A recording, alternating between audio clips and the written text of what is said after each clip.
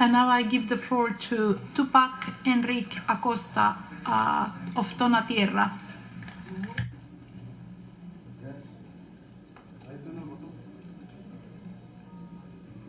Good afternoon. Special greetings to the Special Rapporteur and a word of appreciation for her visit to Mexico. At the moment, we would attempt to recall what Samir Flores might have to say to this body, to this assembly. And in a word of appreciation and also question, we would present to the entire assembly gathered here, the permanent foreign members and the indigenous nations constituencies, including the ancestry of the past and future generations. There's been much discussion on the issue of language and the application of language systems in terms of law and justice in this forum and in this session.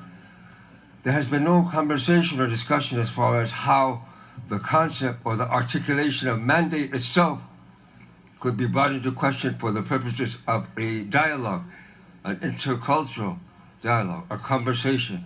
And the clarification must be made, and then I will submit the question for the body.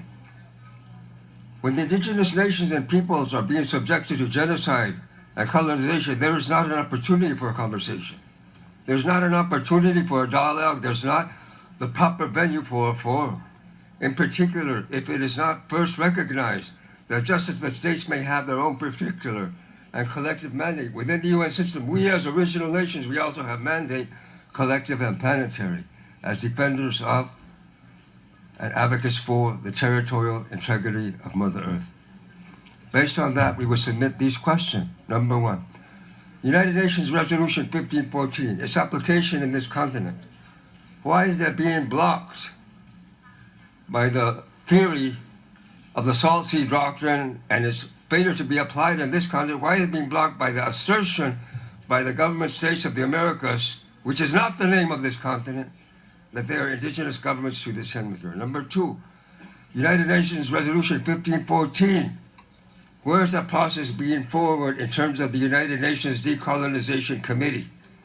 Where are the three deliberative bodies that have been mentioned in this session? Where they have addressed the United Nations Decolonization Committee? And when will we may see the United Nations Decolonization Committee come to this body and make a presentation about the application of what the United Nations Permanent Forum itself called for, namely the repudiation of the Doctrine of Discovery in this continent and around the world. I leave you with that. Thank you so much.